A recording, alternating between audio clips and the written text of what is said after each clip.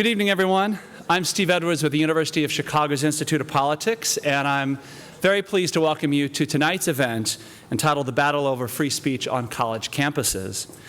It's part of the IOP's ongoing speaker series, which seeks to elevate and expand the public conversation on key issues of the day, and part of our mission to cultivate the next generation of public service leaders. So if you've been following the news in recent months, you know that there's hardly a more complicated and contentious issue playing out on college campuses these days than the ones surrounding the use of language, symbols, culture, and discourse. It's an issue that hits close to home here at the University of Chicago and at the Institute of Politics specifically. Tonight, though, we come together not to revisit the details of any particular incident, but to engage in a larger conversation about the underlying issues around freedom of expression for colleges and universities across the nation. In the spirit of open discourse and rigorous inquiry here at the University of Chicago, we invite you to bring your best questions and an open mind to the conversation. As is always the case, we ask that you keep your questions short and to the point when we get to the audience Q&A, so that we can get to as many of you as possible during our conversation tonight. We want to take a special moment to thank our colleagues at International House and the Global Voices series for hosting us and collaborating with us on this. And here to formally introduce tonight's topic and our panelists is a resident of iHouse, George Adamus. George is a second year from Augusta, Georgia. He is double majoring in public policy and geography. He is also very active in numerous organizations on campus, including the IOP, where he sits on our student advisory board and is the chair of our student civic engagement committee. So please join me in welcoming George to the podium. George?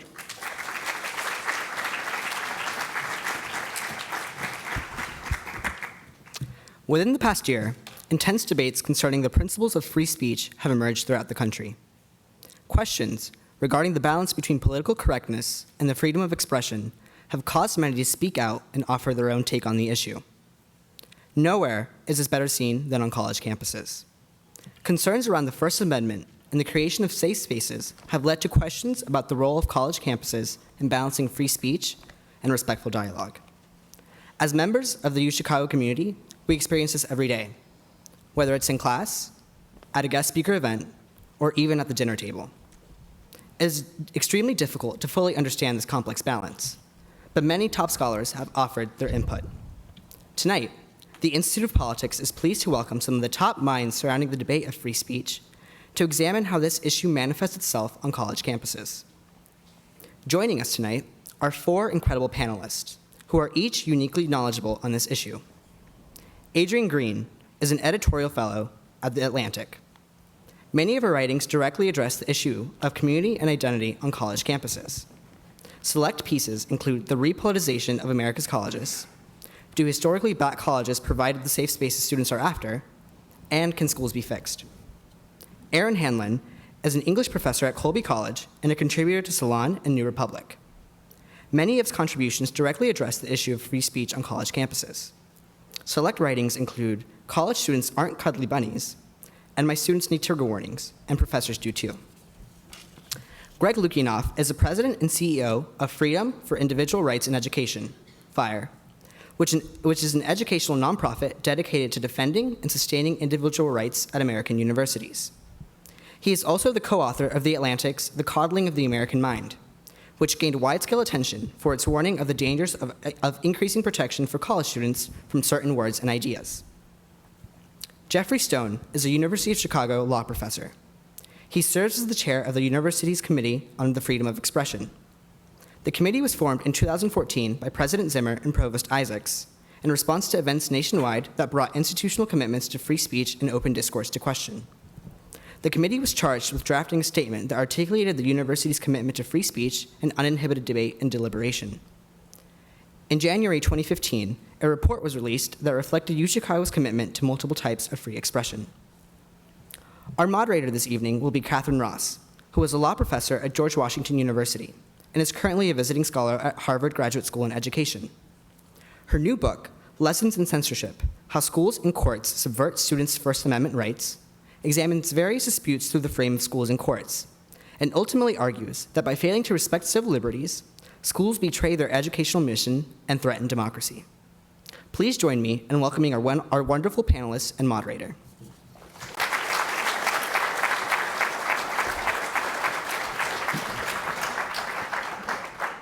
thank you for those both lovely introductions. I'm going to say a few things to set the scene before opening up the conversation among the panelists. And I know that people in this room are very aware of some of the recent incidents here at the University of Chicago, but of course the protests and the demands, some of which appear to conflict with speech rights, are a national development. And more than 60 schools have had protests that resulted in the presentation of a list of demands to the university or college administration. Some of those protests began in solidarity with protests at other schools, so we can't really think of these entirely as isolated incidents, though some of the panelists have more knowledge of those specifics than I do. Our goal tonight is to have really a common sense discussion of what has become a very contentious area, and to flesh out some of the background, some of the problems, and hopefully to think productively about where we go from here. I just have a few preliminary points I want to make. The most important is that when we think about freedom of speech, when we think of the law, we're talking about the First Amendment to the United States Constitution. And the First Amendment is only binding on the government, which means every level of government, from the smallest town to the federal government, and everyone who acts on behalf of those governments. It does not apply to private individuals or to private institutions. So the legal regime that obtains at a private university, like the University of Chicago, is not required to follow the speech clause. But across town, just up the road, the University of Illinois Chicago is bound by the First Amendment. And we've had controversies and protests and impositions that arguably affect speech at both public and private institutions, and we'll be talking about both of those tonight. But even where the First Amendment is not legally binding, many private institutions have undertaken to conform to free expression in the image of the First Amendment. And so we talk not only about the law of the First Amendment, but about First Amendment values or First Amendment or free expression culture, and the things that an institution does to promote that, to inculcate it, and the way that both speakers and listeners, as well as administrators, think about free expression as a cultural and social matter, not just as a legal matter. And there's an interaction, obviously, between law and culture. We have a lot of ground to cover tonight. What's really going on campuses? How widespread is it? How deep is it? How serious are the concerns about challenges to free speech? A lot of issues have been conflated with a long list of demands, some of which impact expressive rights, and some of which don't have any relationship to expressive rights. Some of the choices are simply about, does the administration want to accede to the demands? And if there's no constitutional or other legal limit, it's simply a matter of their discretion. Do they want to hire more persons of color for the faculty? That doesn't implicate the First Amendment. We also need to sort out some other issues that can be conflated and often are. Whose speech are we talking about? Students. Which students? In class, in other parts of the campus, in their personal life. Administrators who have felt they needed to resign in the face of some of the protests and demands. The faculty, in class, out of class. And to the extent that there are requests to limit speech, who's primarily responsible? Administrators, students, which group of students, or faculty? And why is this happening, and why now? And just to give you a little bit of historical perspective, this is certainly not the first time in American history that these kinds of controversies have arisen. And I want to bring you back to 1974, to Yale University, for a story that parallels many things that have recently happened. There were several incidents during the 1960s in which speakers were invited to come to Yale, and there were protests, and the speakers either withdrew or people considered withdrawing the invitation. But that never happened. And Yale lived up to its commitment to First Amendment norms, private institution, not bound by the First Amendment. But then a student group wanted to invite a physics professor from Stanford named William Shockley to come and lecture on the campus. In fact, to debate with an African-American activist, the head of CORE. And Shockley had become notorious for lecturing all over the country and for writing about trigger warning, about the genetic inferiority of African Americans as compared to Caucasians. This was outside his field of expertise, and there was no scientific evidence for what he was saying. And after some back and forth, 3 different student groups almost invited him and then decided not to. But a 4th student group, the conservative Young Americans for Freedom, part of a national group, issued the invitation to widespread condemnation, including from the Yale administration, the president and the trustees. When Shockley showed up, protesters had packed the lecture hall.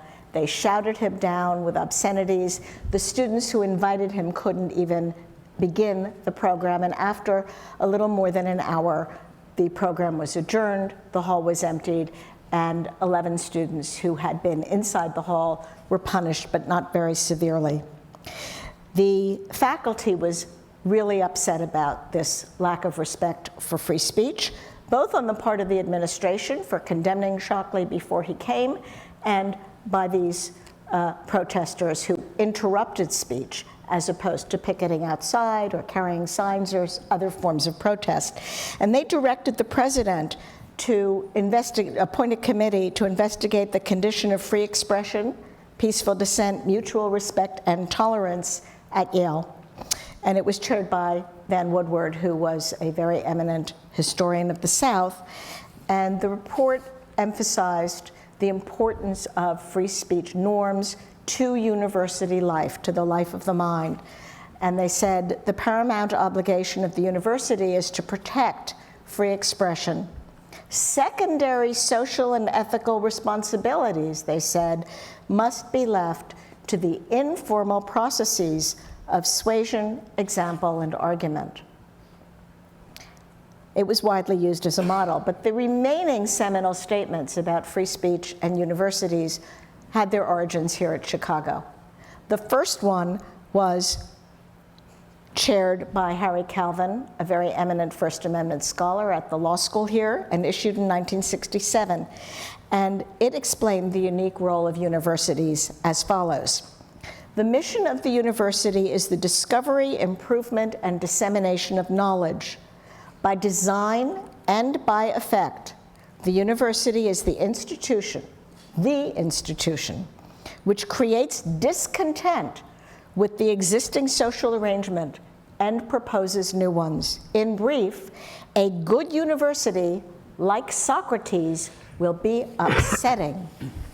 But it said the university cannot force every member of the community to subscribe to the ideas that it promotes about justice and change. The issue is free inquiry and a diversity of viewpoints. And this brings us to Chicago today.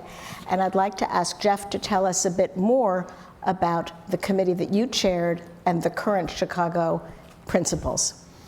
So after a number of issues arose at other institutions involving, for example, decisions to withdraw speaking invitations because of student objections to the views that would be expressed by the speakers, and other similar instances, President Robert Zimmer decided that it would be useful for the university to have a clear statement of our own values with respect to freedom of expression. The Calvin report, that's already been mentioned, was a little bit different because it focused on the question of whether the university itself should take positions on issues of public controversy.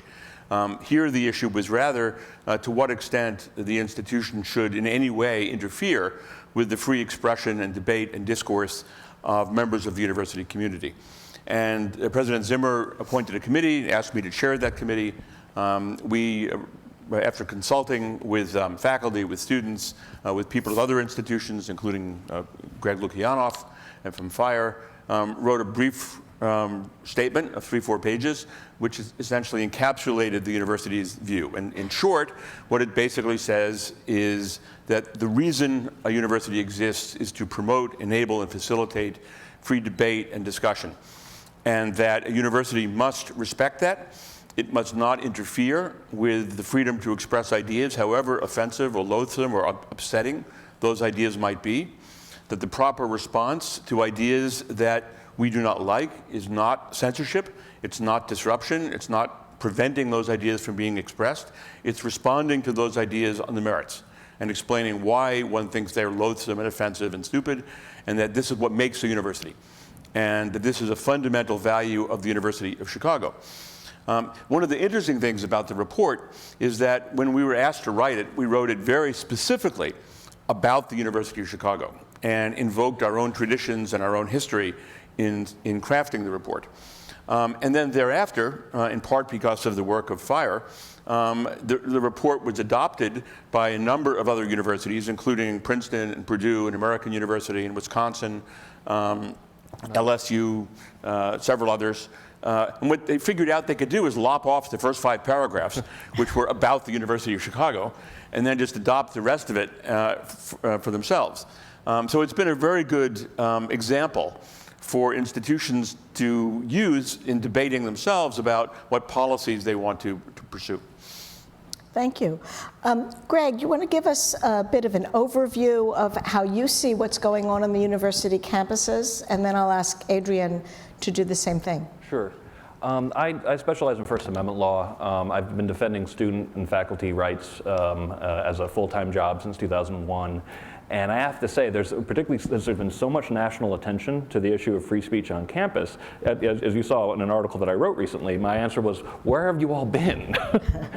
And I think that students have a reason to be a little bit frustrated because we've been, banging the bell for years on the fact that administrators, particularly with the massive growth of the administrative class at universities, have been getting away with some pretty bad abuses of power over the years. And sometimes they're political, sometimes they fit the PC mold, a lot of times they don't. The book that I wrote in 2012 called Unlearning Liberty opens up talking about a student who was expelled with absolutely no due process. He was an environmentalist student for posting a collage protesting a parking garage project. I could talk about that case all night, but we've had, so most of my career, it's been abuses of administrative power. And I'll say, like, some of the worst cases I've ever seen weren't in the past couple of years. They were in 2007. They were in 2003 in some cases. And they usually involved administrative overreach. Now, it is true, something has changed, and I've said this very publicly. For almost all of my career. You're saying it publicly now, too. Oh, yeah. I'm saying it publicly again. That for almost all of my career, the most reliable constituency for freedom of speech and due process on campus were the students. They just seemed to get it better than, frankly, better than a lot of faculty did in a lot of cases. Something in the last 2 or 3 years, starting around the time we started seeing the uptick in sort of disinvitation season, suddenly the bar was just getting higher and higher for how pure the purity test you had to pass was, that there seemed to be a lot of demands for freedom from speech, as I called in another book that I wrote. That's really upsetting to me. I'm not used to being in a position of disagreeing with students because I spent most of my career defending students. But so we're in this funny position where we're defending students' rights to protest. We're even defending their right to demand speech codes, but also saying at the same time, oh, and by the way, you can't pass those. And we totally don't agree with what you're advocating for, or, for example, setting up new free speech zones. So the past couple of years, it's been very much in media attention, partially because students are more involved, but I do think it's a little bit frustrating illustrating that, we have these incredibly expensive universities now, $60,000, $70,000 a year. A lot of what you're paying for is this massive administrative class, and so many of the abuses I see still to this day are abuses of power by, in some cases, usually middle-level administrators, but in some cases, university presidents themselves. So you think the national press doesn't have it entirely right when they're pointing the finger at students? Exactly. Okay. Adrienne. I would also agree. I would preface this by saying I'm a writer, and so a lot of the issues that I deal with have to do with race, but they are applicable to other areas. My entry point has been the student protests. And so while I think that everything that Greg said was accurate as far as administrative overreach and things of that nature, my entry point was when these student protests started to ramp up in the last year.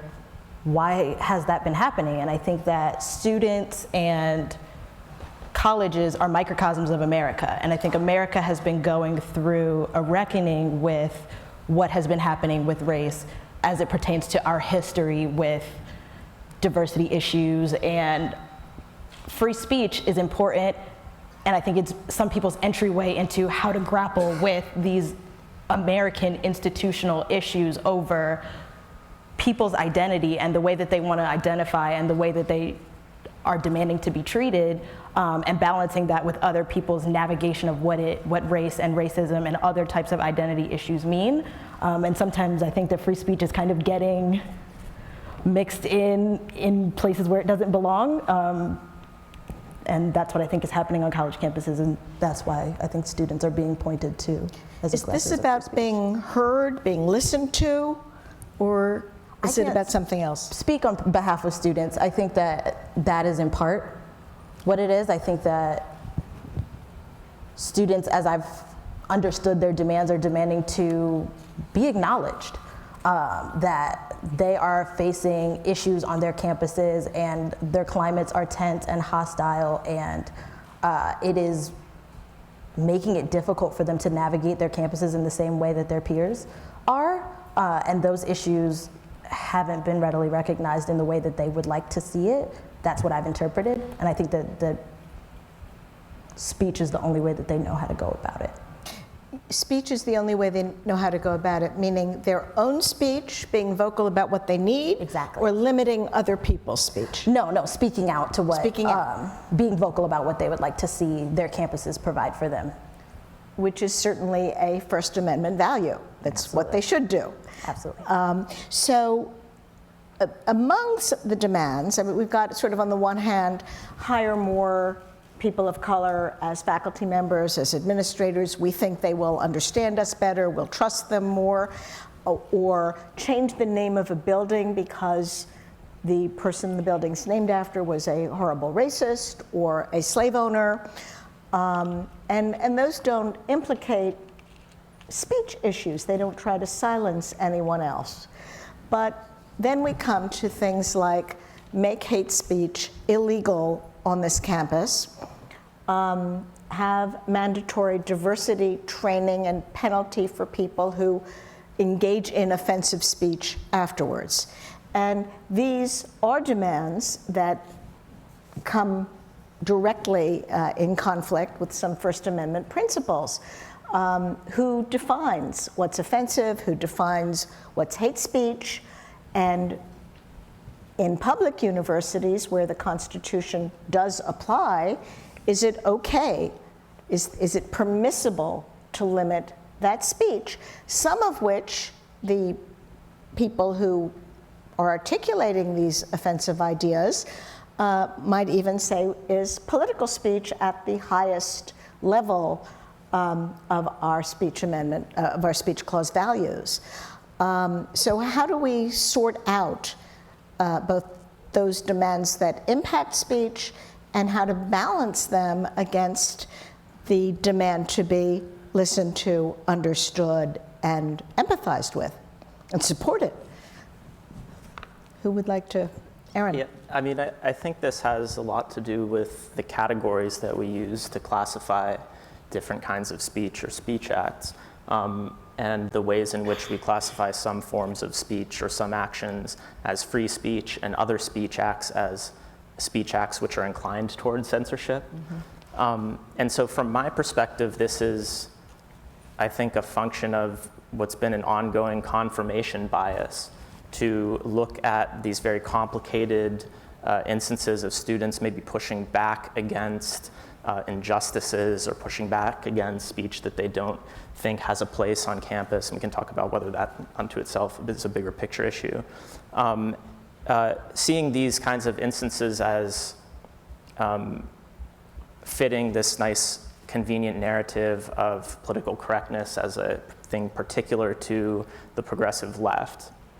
But I'm really interested in thinking about if that's our confirmation bias, if that's our inclination, what then are we missing that's also a threat to free speech that is along the lines of maybe right-wing political orthodoxies, right-wing political correctness, right? What isn't on our list? Do you have an example, or you really think that we're missing those examples? Well, I think on the softer level, right, or the more difficult to categorize or define level, certainly if it's possible for a kind of predominant culture of political correctness from the left on the campus to have a chilling effect on conservative students or right-wing speech, it's also possible for a campus climate of antagonism towards certain minority or marginalized groups to have an equally chilling effect on the speech of the people in those groups. But on a more direct level, we could also talk about administrative efforts to intervene, Board of Trustees efforts to intervene in democratic student processes along political lines, efforts to shut down critiques of Israeli state policy, right? We see that, which is not a left-wing political orthodoxy, but more kind of comfortable right-wing political orthodoxy that we see getting shut down. So there are a few those kinds of examples, yeah. Israel-Palestine comes up all the time in the fire office, and definitely every time we get a case like that, we're like, because it's just so polarized, and it's like nobody is going to hear each other out at all when it comes down to it. And on the one hand, you have a case, like an older case where a student was making art about Palestinian terrorism against Israeli Jews, and he was not allowed to. He was accused of hate speech and not allowed to show it in Penn campus, and we made a video out of that. But more recently, one of the biggest cases out there was the Stephen Salita case, where he was he left his job to take a job that he'd been offered. He thought it was completely all done at University of Illinois Champaign. And when he tweeted some stuff out about the Gaza attacks, and some of it was pretty harsh, they rescinded the offer, and that's led to a big national case. So I do agree that ultimately, the narrative about like what's actually going to get you in trouble is not as simple. And sometimes I get frustrated when people think, because it comes from so many different directions. Conor Fieserdorf had this wonderful paragraph talking about like the 50 different directions it comes from. And in the Salita case, it was a donor basically saying, you better fire this guy. And I believe that kind of stuff happens a lot. He hadn't even arrived at campus yet. Yeah. He had just been hired. Yeah, exactly. But I will say, I mean, there is political correctness. I mean, it's one of those things that we can't pretend doesn't exist. I'm not very fond of the term, to be completely frank. It's useful, but ultimately it's useful only as sort of a shorthand for a big jumble of things. Because when you say political correctness to someone who's conservative, they think brainwashing. When you say political correctness to liberals from my generation, we think flight attendant, just trying to be polite, as opposed to stewardess, which was the term that they used, believe it or not, in the savage old days that I come from. I recently got in trouble for referring to a lunch lady. So, can I add that I think one of the things that's important to understand is that academic freedom is something which is vulnerable, has always been vulnerable. That if you go back in our history, there was a time when Darwinism was prohibited. If you go to the beginning years of the 20th century, faculty members or students who criticized capitalists could be fired or expelled because the university was interested in getting the philanthropy from those people. During World War I, students and faculty were routinely punished and expelled if they expressed criticism of the war or of the draft. During the McCarthy era, of course, no one could criticize our government, no one could defend communism. and any student or faculty member who did that would be removed from the university. So censorship within a university, expressive freedom within the university is vulnerable. And it's important to understand that whatever I think is good speech to get rid of, right, other people think other speech is good to get rid of. And when one opens the door to that, one can't close it very easily. And those who seek censorship because they say, well, I don't like that speech, have to understand that if they win that argument, which they should not, that they will then be the targets in the future of others who will want to censor them. And the principle of academic freedom requires us to tolerate those things that we don't like, not because they're good, not because we agree with them, but because we don't trust ourselves with the power of censorship. Yeah, and I just want to add, Eugene Volokh has a brilliant term for this very phenomenon. He simply calls it censorship envy, which is essentially, if I got to get my speaker disinvited, then I get to get your speaker disinvited. And I see this happen very quickly. So sometimes people talk about, speech arguments being based on a slippery slope fallacy. But when you deal with the kind of ridiculous cases that I deal with at FIRE, I'm like, no, this is genuinely a slick slope, because people think it's like, and I think if you end up having a situation where you have this sort of back and forth of you can get my person disinvited and I can get your disinvited. It escalates. You're going to end up in a situation where the only people invited to campus are going to be incredibly bland, uninteresting speakers. And nobody will show up to hear them. So, Jeff, in your opening comments, you talked about the traditional First Amendment approach to noxious speech, which is more and better speech. And I think it's worth thinking about who on campus should be engaging in that additional speech. Where does that responsibility fall? So to the extent that a free speech environment suggests that the university should not be using its disciplinary or coercive powers to punish the speech it doesn't like, someone has to bring that more and better speech in. The university and its officials and its faculty can do that, but students can also do that. And so one of the things is for students to take responsibility to push back on the people who say offensive things and to exert peer pressure. That's not state authority. Students can do that. Students can say, I don't really even want to sit with you in the dining hall because you say such disturbing things and they were very hurtful to my friend yesterday when you said them.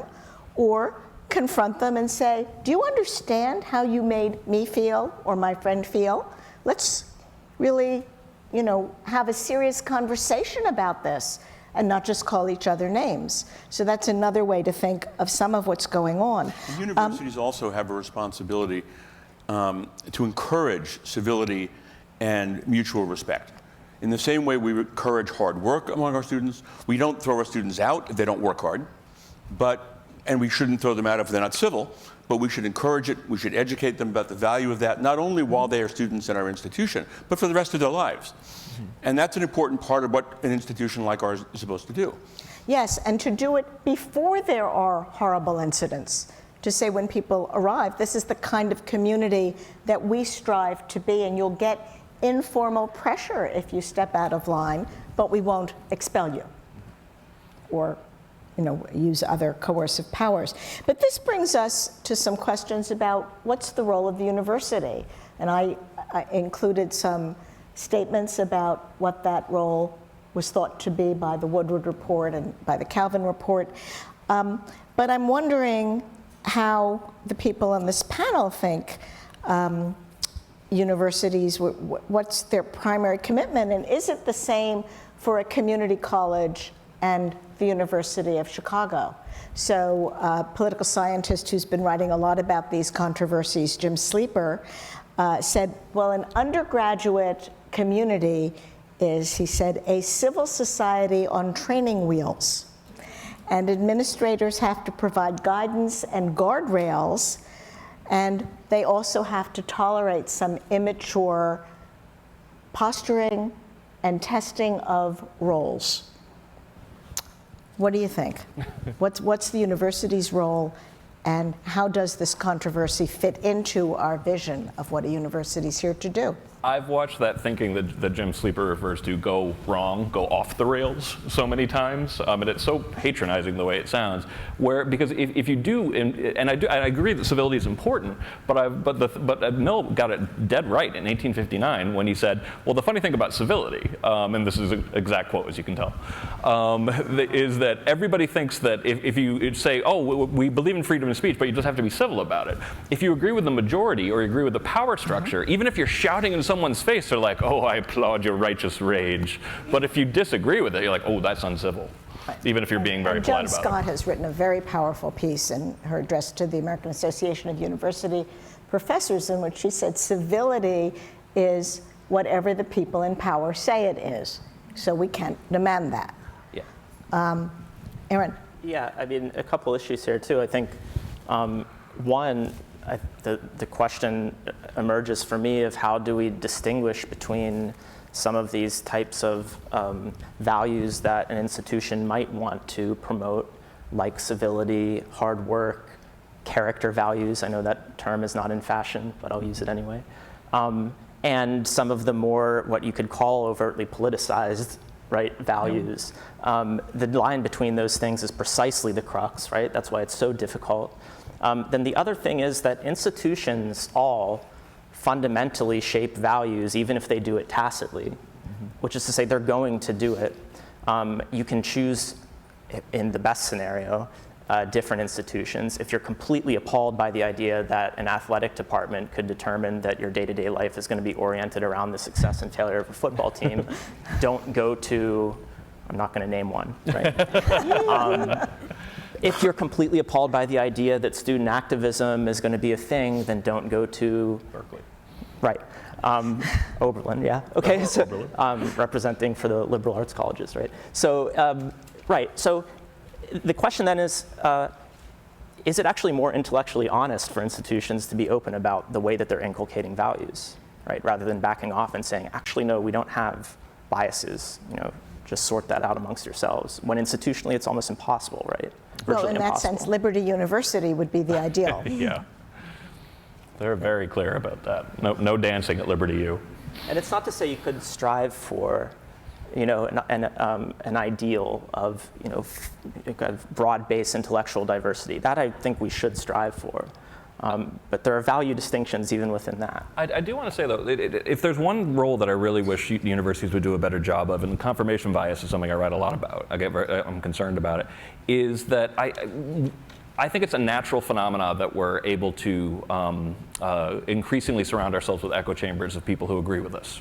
And the Big Sort covered this. The research is like we're even dividing ourselves down block by block, but then we can also just consume media 24 hours a day that completely agrees with us. So given that circumstance, I think that's one of the reasons why these political disagreements, I think just like you said, it's a microcosm of real issues, but also of signs of the time, of the fact that we don't have as much experience as people growing up in maybe the 1950s had in disagreeing with each other. And I think universities could be doing a much better job of how to have a meaty, solid, useful debate. Okay, and let me just say that goes back to elementary school, middle school, and high school. Yes, very true. Because those schools are disregarding and denigrating the speech rights that students have, even though those rights are a little bit less than the rights in the rest of the United States under a special set of jurisprudence. But they're basically telling students, we don't take civil liberties seriously, we're not going to listen to you, and we're also going to censor people who say things that upset other people in the community, and they therefore establish expectations that are in conflict with First Amendment values. Adrienne, you've been listening, and I just wanted to give you a shot before I go to the last question. I would only add that I agree with everything that is said here, except for the fact, or not the fact, but my opinion that these things get 1 degree more nuanced, 1 degree more sensitive, 1 degree more principled when you're talking about someone's identity. Absolutely. So to go back to the point that you made about one way to deal with noxious speech is to have more corrective speech.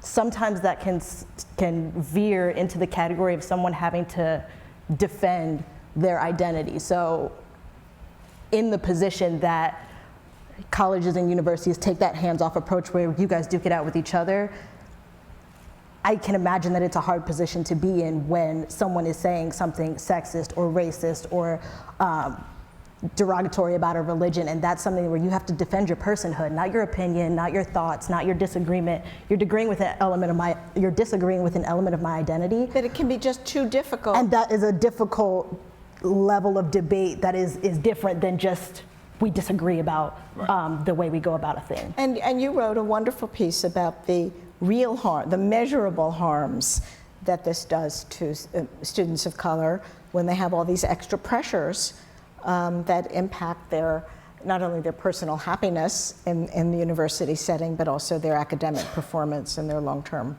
Absolutely. I mean, I made the point that clearly I'm Black, and so being a Black student at the same time that you're being a Black American, that's a double jeopardy. So I remember being in college and dealing with the death of Trayvon Martin and the deaths of Eric Garner and trying to process all of those things as a person of color, and then having to process them also kind of academically or theoretically in the classroom and feeling challenged by that. Not that I felt like we should never discuss it, because that's unrealistic, but just an acknowledgement of the fact that students from different identities and different backgrounds and different walks of life have a different entry point into these conversations that sometimes feels wrong to make them debate that about them. So they're like debating a piece of themselves. And Or another comment that a lot of students have made is, when there's a discussion about race, everybody looks at the one or two African Americans in the room and expects them to, educate us. That's not fair. That's a burden. Yeah. So my last question for the panel before we open this up to discussion and questions from the floor picks up actually on something that Greg said about what's going on more generally in our fractured society. And this is try to relate what we've been talking about to some broader political issues about the current election. Many commentators view this season as a real low point in our political discourse. I'm going to name names. Donald Trump's coming to Chicago on Friday, not to the university, to the city. We've seen, name calling, reference to male genitals, horrible xenophobic comments, and statements about people of different religions, and to the point where even members of his own party have said his comments are disqualifying. So, to what extent is the kind of cultural shift that we've been talking about, or I don't want to characterize it as a shift, but the culture or the problems surrounding the culture of free expression related to this broader phenomenon, both in terms of speakers and listeners who appear to be accepting rather than drowning out by better speech, not by shouting down, this kind of what passes for political discussion.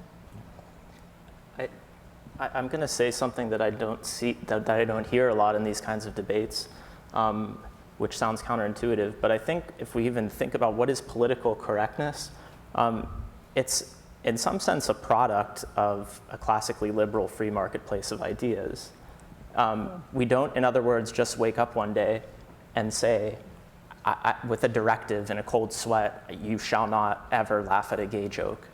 Right? What happens is, over years, gradually, if not decades, interlocutors, right, in a free society, as it were, have discussions about values and what should we do, what should we think. And it starts off with, I think, what does it mean to think X, Y, and Z about gay people? And then it moves quite logically into, if these things aren't right, if they're not true, what then does it mean to say X, Y, Z? Right? So the language is a reflection of the change in values. And so if we understand political correctness that way, I think it opens up, I think, a better way of understanding it as not just about free speech versus not free speech, but about what are the parameters, what are the limitations for making and enforcing value judgments. Yeah, and just, you know, a part of my background is cultural studies, and my father is Russian and my mother is British, and they couldn't be more different in the way they approach things. And the point that I'm always trying to make when it comes to how political correctness can lead to the alienation sort of effect and the polarization is the fact that the more specific your ideas of what politeness is, what the right way to interact with each other are, to be kind, to be thoughtful, the more you're creating a narrow culture. And in a situation, and what my dad was always teaching me, you know, just hear people out. So I'll give an example from one of our interns from Vanderbilt. She's a gay woman living in Nashville. And she has a lot of gay and trans friends who are just from Nashville, and she has a lot of gay and trans friends who are from Vanderbilt. And her friends at Vanderbilt don't like her bringing her friends from Nashville around because they don't like the way they talk. Basically, they're too earthy. That's more or less the way they put it. And I've watched this happen time and time again, that if you create a very narrow set of ideas of how you're supposed to talk, and almost by definition, like when I used to live in San Francisco or when I was in Stanford, I would look with horror at the way some of my friends would talk about people from Kansas. And I'm like, okay, my dad's from Yugoslavia. Insert Yugoslavia instead of Kansas to the way you just described those people as just being a bunch of ignorant people, and you can't understand why they're mad at you? So definitely, I think it's one of these situations where we have this sort of auto-catalyzing polarization effect where we're getting more and more into these camps, and it's, frankly, as of this election, it's gone off the rails. But how does that explain the tolerance for what Donald Trump is saying? Oh, because basically, like, I think kind of like the backlash to political correctness, the reason why he gets off on so much of the political correctness stuff is because he's trying to pretend like, kind of like, all these people think you're idiots, but I don't. I'm the one who's actually going to speak my mind, and I think sadly it's a ploy. He defines elitism. He's of the elite. He's a 0.001%er, but nonetheless he's been able to tap into this sort of sense of like we're not being respected, more or less, by largely white lower and middle class voters. Also, Adrienne. Sorry, I didn't mean to cut you off. What I would say is, pertaining to Donald Trump, but kind of the elections in general, I think people have a tendency to sway, saying what you say equates to what you are. So Donald Trump says racist things, and thus he is a racist.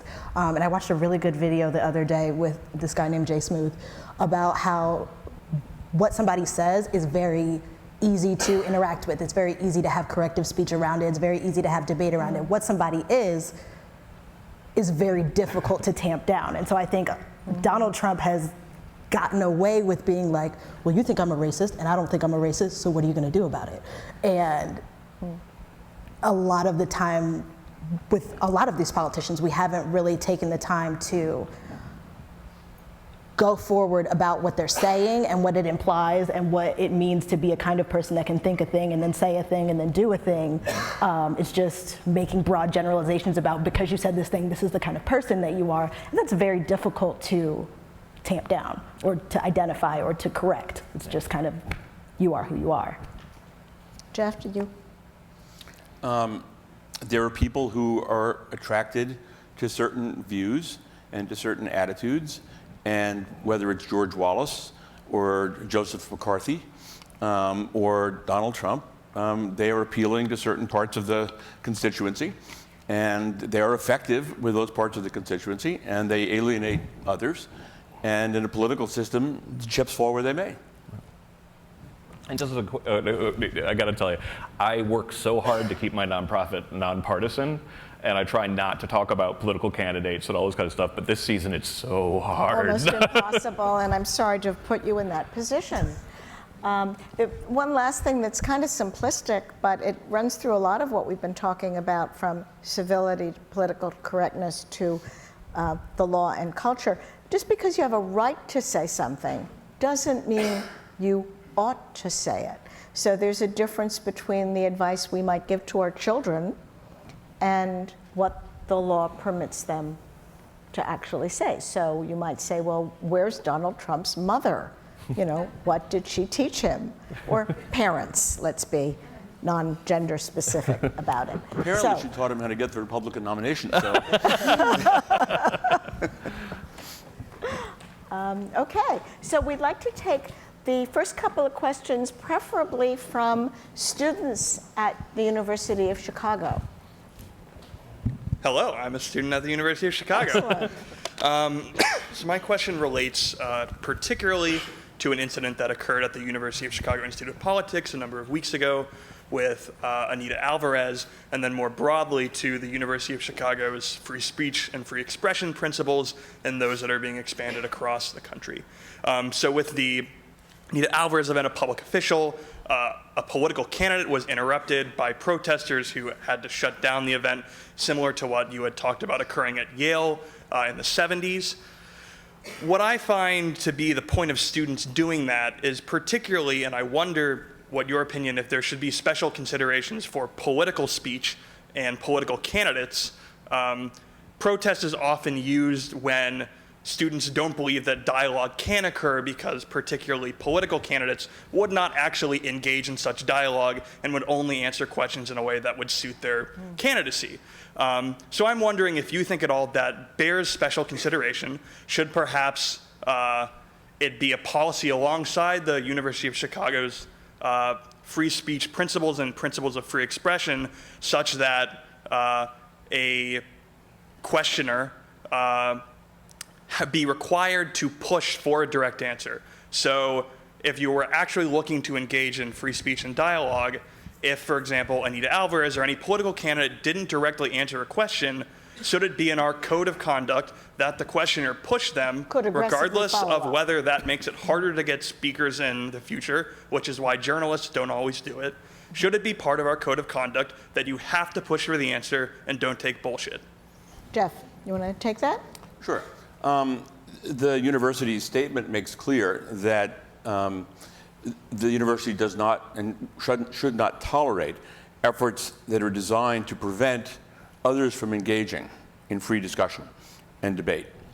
One can protest a speaker in all sorts of different ways, and that's completely legitimate and defended and important, but not in a way that prevents those people who want to have a discourse from having it. So to that extent, I think it's quite clear that both under the First Amendment, by the way, and more immediately under the university policy, there is no defense for preventing others from engaging in what otherwise would be a legitimate discourse. On the question of pursuing a question within reasonable limits, I think that's appropriate. But I think that to the point it becomes disruptive of the larger purpose of the event, I think you can be told to be quiet. Great, thank you. Hi, my name is Adam. I'm a second year here at the university, and I guess I should preface my question. I am a college conservative, and no, I will never vote for Donald Trump. However, one of the things that is really important to me is something like free speech, and not so I can just say whatever I want and just run my mouth, but because I truly treasure discourse and civil discourse, particularly over issues that I think are being crowded out of the political sphere right now because so many people want to touch on the emotional issues. Mm-hmm. I am happy to talk about those as well, and a lot of it happens in that field. For instance, this year alone, we've seen people speak on the Israel-Palestine issue on completely different sides in this very room. One of those events was shut down. Naturally, as a college conservative, I do lean more in favor of Israel, but the thing that I would love to have is a discussion. How do I, as someone who is in a minority viewpoint, bring people to the table simply to have civil discourse? I don't want to view this as stark animosity. I want to just have a discussion. I did debate in high school. I love talking about it. What do you think college students should be doing to avoid leading to protests that block out different opinions and to bring people together to talk in a civil manner? That's a great question. I have a lot of experience with this, and my normal answer is the best way to really get to make people engage with this is make sure that it's not a dialogue, that it's a debate. So, for example, John Tomasi runs a conservative libertarian center at Brown. And instead of just having Justice Scalia speak there, he'd have Justice Scalia debating Nadine Strossen, former head of the ACLU. And turns out that's awesome. People show up in droves because they're like, this is going to be a meaty to the very fundamentals of the idea. So debate is a good way to do it. But I'm going to give a caution and a little bit of a note of sadness. I was speaking at Harvard a couple of years ago, and I had a student who came up to me and said, that's exactly what I want to do. He was a conservative student, saying, that's exactly what I want to do, but every time I bring up a topic, I'm told if it's immigration or affirmative action or if it's any of the things, or abortion, any of the stuff that is actually the radioactive topics that we probably most need to be discussing, discussing or most interested in debating, all the students go, no, we can't debate that. And they're trying to find safe topics, which kind of defeats the point. So I think in some cases, I think putting a pinky toe in the water, IQ squared is a great example of how debates can be civil and fun, and I think it's good to watch that. But I really do wish we could do a better job. One more point for this. At UCLA, several years ago, there was a libertarian group that was absolutely open borders. And they were like, listen, confirmation bias, we're going to have someone who's anti-immigration come to debate. And they were protested, and they were told that they would have to pay $10,000 if they wanted that person there, which was, of course, they couldn't afford. And we had to send a letter saying, listen, you can't tax away. The university? For security, yeah. Oh, for security. And they thought they'd come up with this as a new trick. And like, sorry, we've seen this trick a million times. It's like, here's this Supreme Court opinion that strongly indicates you can't do that. So it's tough, but if you get in trouble, contact fire. Thank you. So when we talking about universities like Liberty or like Brigham Young in Utah, like I was thinking about like what are the examples of like internationally, and I couldn't find any. And even this topic is perhaps uniquely American in that there's some British cases, but not in most of Western Europe. There are a ton of British cases. Sorry. Yeah, but not most. Like the president of universities that say, if you are not a devout Christian, if you don't really believe in it, don't come here. Mm-hmm. Do they impact this discussion at the other universities where students say, if these universities' administrations can say, if you're not one of us, you can't come, then we can push our universities to be like Oberlin or like very liberal and push them out. Do you think that these have negative consequences? And if so, how do we deal with these universities? Or should they be allowed and they're terrific? Yeah, it's like a firing line. So I should also just clarify, even those universities should strive for intellectual diversity, right? Universities based around affinity, religion, and so on, it's good that they're upfront about it, but even they should strive for intellectual diversity. Agreed. That being said, universities do tend to take on different character, which also I think are better. It's better expressed kind of openly rather than not. So I don't think it's a particularly negative consequence for institutions to be open about what their values are, right? I do think it's a particularly careful task to configure those values.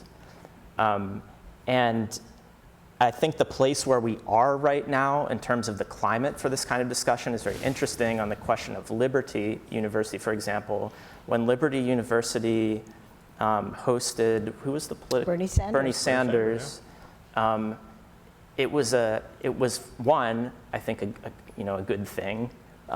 But two, it was like everybody was saying, Liberty is so great, it's so liberal, it's more free than every other institution in the United States, even if every other day at Liberty, people aren't allowed to hold hands or whatever it is that they do or don't do.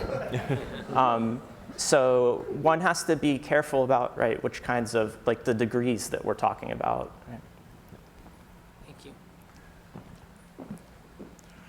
In the discussion of Trump, I don't think anybody actually pointed out that a lot of the huge emotional support behind Trump is a reaction to political correctness and, let's say, the speech codes, so that when Trump says things that would be banned by speech codes, he gets a huge emotional charge. However, then Trump turns to say that journalists should be killed, and he'll change the libel laws to make them not say things I don't like. So it seems to be turning to a question of whose ox is gored. So as an example of that, a few years ago, Salida himself was here, and there was a panel discussion about him being fired. But one of the panelists boasted that he had organized shutting down Ehud Olmert's talk. Yeah. And there was a University of Chicago law school professor, who I think was the moderator, and didn't even raise a point that there might be some incongruity here. So this question that all turns on whose ox is gored seems to be a forgetting of the idea of America, and probably that has a lot to do with the inability to have discourse across partisan lines. So I wonder what you all would think as a kind of remedy that there actually be courses that address discourse and include the idea that in Socratic dialogues, identity is really the very point that they often turn on. It's not a question of is justice the rule of the stronger, an intellectually true idea, but it's that is your identity such that you would subscribe to this? So challenging identities is the very point of a lot of the quest for truth, and especially normative truth. And so gays, blacks, people who have won rights have gained them by making people feel uncomfortable with their received truths and with their identities. So that if one listened to people demonstrating before the IOP that there should be safe spaces and people shouldn't be allowed to say what makes people feel uncomfortable, their very movement would have been stifled at the beginning.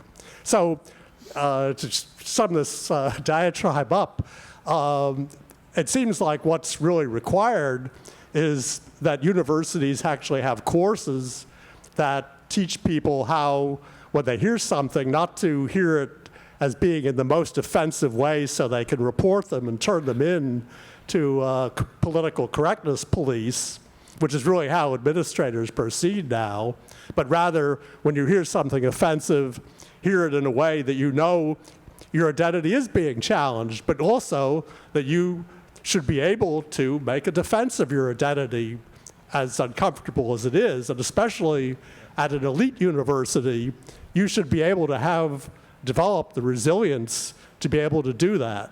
So I guess the question is, do people on this panel agree with your proposition? Well, no, let's pose that as the question. And I just want to make a distinction before seeking these comments between the sort of identities that Socrates was dealing with, because the people he engaged with were not every level of Greek society and every race that lived in Greece, but just the elite. And I think there's a difference between personal identity that you forge because you choose to, or you're exploring whether or not in late adolescence, early adulthood, you accept the values and principles you were raised with or want to strike out on your own, and the kind of identity that we've been talking about, which is identity that you were born with and cannot change, and certainly, again, returning to perhaps the protection of the Constitution under the 14th Amendment, that is what is protected, people who have identities that they have no choice about and cannot change. So the idea of courses, dealing with identity, confronting about identity. Any comments? I think one of the goals of a college education is to prepare students for being effective citizens in the world. And in the real world, we are not protected from those things that offend and upset us. And a university that fails to prepare its students for that has failed its students. And so my sense is that it is imperative that institutions give students the responsibility of learning how to do this. And there's this interesting point about who are college students today. Right? Historically, college students wanted to be treated like adults. That was a central theme of their demands. Get rid of parietal hours, let us do all sorts of things that previously were supervised by the institution. And now there is a sense of students saying, I'm not really an adult. I'm not really capable of dealing with things that make me uncomfortable, so protect me. I don't want to think that that's the case. I do know that there are reasons to believe in generational child rearing differences. There are people who say because of helicopter parents and so on, that 18-year-olds today are 16-year-olds of the past. I'd like not to think that. And even if it's true, I think our job is to turn them into 22-year-olds who can work in the real world and be responsible and effective and courageous and tough. And I think that's one of the fundamental things we need to do. I just want to say, stepping out of my moderator role for 1 minute, I've made the same argument about high school students. I think students are a lot more resilient and can take on a lot more responsibility than adults and society at large often give them credit for. They have to learn how to handle these things when they are out there as an adult in a bar having a political dispute. And a school is a fairly safe space, not to use that term in an appropriate way, to do this, where there are some protections in place and some adults around. I would only respond to that I think there's a difference between an inability and a willingness. So I think that part of I agree with the point that colleges are supposed to be spaces that develop people into adulthood and the way that they engage in adulthood. But I think part of engaging in adulthood is understanding your willingness to engage or not engage with ideas of other people. So if you are offended, that is not to say shield me from all things that offend me in the world, but it is my choice as an individual and an adult to engage with or not engage with Absolutely. those ideas. And I think that is the thing that we should strive for in universities. It's not, oh, let me just be able to take whatever type of speech is hurled at me, be able to navigate whatever situation I become in. Is when I am exposed to an idea that I don't understand or don't agree with, it is my choice as a person to navigate that scenario or to not, and deal with the implications of that. But I don't think it makes you less of an adult to choose. And that's another First Amendment principle that we have not touched on this evening, which is the right of the listener to walk away, throw the pamphlet in the trash.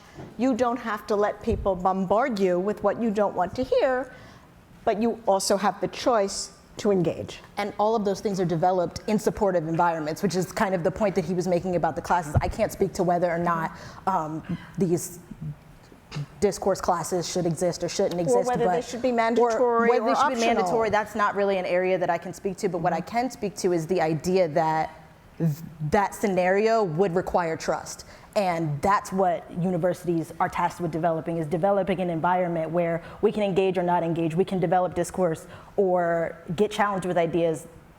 You're 18 oftentimes when you're entering adulthood, and so to say that at that age you should be able to come down on every issue, decide whether or not you want to engage or where on the spectrum you are at that point, you're allowed to develop, you're allowed to arc, that's what college is about. But colleges and universities are responsible for creating a climate and an environment where all people feel an ability to engage in that way, not just some people. Which nourishes the entire community. Which helps everyone, regardless of what type of speech you employ or whether you feel like you can employ it. Quickly. And I just want to add one thing real quick. As far as, there is no silver bullet to fixing things, but I think we'd be living in a much more interesting world if we could instill in students basically right before, almost like a boot camp right before they go to college, a strong sense of epistemic humility, knowing that there's an ocean of knowledge to have, and even if you work your butt off, you only get about that much of it, and a voracious sense of curiosity. But I think the reason why we don't teach those things is we'd be terrified of those people. Absolutely. Hi, so my name is Eli, I'm a first year, and I'm actually from San Francisco. So I was wondering to what degree you guys felt that universities have a responsibility to act as agents for redistribution, or rather a more equitable distribution of opportunity in America. And the reason why I asked that question is because if you believe that universities have that, or at least some responsibility to that role, but you also believe that they have a firm commitment, or that they should have a firm commitment to free speech, but you also recognize that there could be a measurable harm to students of marginalized groups when they are put by a free speech environment in a situation where they're forced to defend their identity, that there might be a sort of conflict between one university goal and another. And so, yeah. So it's a good question. I think on one hand, part of the reason why we have these controversies and we have these problems is largely because a lot of institutions covet and recruit, as we should. So the first part of your question, yeah, we should play a role, right, in equitable distribution of opportunity. One of the reasons, though, why we have a lot of problems sometimes is because we're like this far down the path on that goal, but we haven't produced the right environment, and we don't always have the infrastructure. I don't mean like buildings, so that was maybe a poor word choice, but I mean the right campus culture, right, for that. And if we're going to, as institutions, we should take responsibility, right? If we're going to, as we should, covet and recruit a diversity of students to broaden access, right, and opportunity, we have to hold up our end of the bargain. And I think that picks up, right, Adrienne's point. We have to hold up our end of the bargain and create the right environment for everybody to learn, right? Not just the majority. Yeah. But what if that, okay, yeah. Thank you. I'm a little shorter. My name's Adrienne. I'm a first year, and I'm interested in ideas, if you're interested in throwing them around, about the differences between offensive speech and hate speech. This was something that the Maroon brought up in an editorial response to the university's statement about free speech on campus.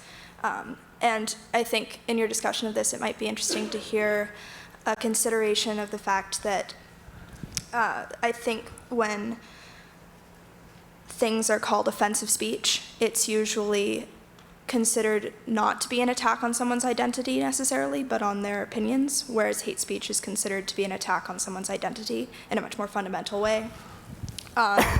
Just how that plays a role in those definitions, considering that we have seen in this discussion that identity is kind of a fluid thing, and that what one person might see as their identity, another person might see as their political standpoint.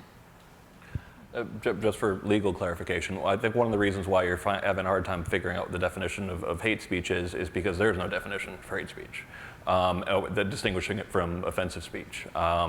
European countries have struggled with it, and they've done a terrible job of it, in my opinion. There is no exception for hate speech under the First Amendment, for example, which comes as jarring to an awful lot of people. That, oh my God, so you call someone racial epithets and there'll be no consequence. That's not exactly right. In any community I'm familiar with, at least, there will be terrible consequences of everybody knowing that you're a horrible bigot after that. But every time you empower state authority to be able to put you in jail, to fine you for that, in my opinion, it consistently tends to backfire. For example, countries that have passed Holocaust denial laws, every single one of them have seen huge rises in anti-Semitism. They end up not working. They end up creating Trump situations, essentially.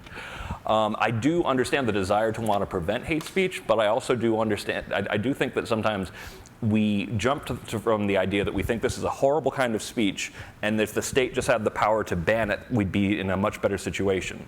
We'd be in a situation where we wouldn't know who the bigots are. And the idea that we are safer when you don't know who the dangerous people are, I think it's not going to pan out. Can I just clarify? Sure. We may construe these definitions differently on a college campus for the purposes of college administrators stepping in the case where a large group of students feel uncomfortable or unsafe. Okay. Thank you. Okay, I'm being told that unfortunately we need to wrap up the question period with apologies to this very patient person who's been waiting. You've been a great audience. The one thing in closing I'd just like to suggest, and it's picking up on some things that some of the panelists said, is as you think about speech, I think it's very important to engage in hypotheticals about whose ox is being gored. So instead of thinking about today and political correctness, or even, if conservatives were dominating the political correctness debate, step back to like the 1950s in the Deep South and the battle for civil rights and voting rights. And if that majority were allowed under the First Amendment, they did a lot of things to suppress activists. But if they were allowed to say, demands for voting rights from African Americans are so painful for white people to listen to that we are going to restrict that. We're going to consider that outside the corridor of acceptable discourse.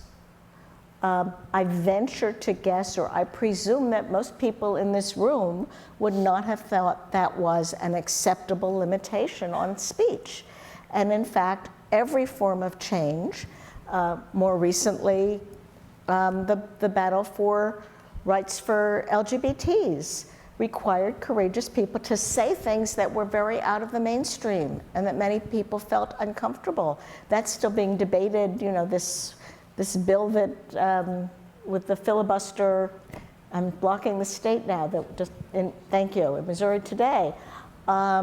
So you need to always test your proposal that we be able to define hate speech or define speech so offensive we can't live with it against ideas that you hold dear. And I think then it's easier to see where the problem lies. But it's been a wonderful panel, a fabulous audience, fabulous questions, and I'm oh, right you're here. right behind me. I'm looking for you. Okay. I want to echo the thanks here. Please join me in thanking our panelists for this really thoughtful conversation. Catherine as well. Thank you all so much for your thoughtful questions. We look forward to seeing you at future events here at the IOP coming up in spring quarter. You can find out more about our upcoming events at politics.uchicago.edu. Thank you all so much for being here. We'll see you again very soon.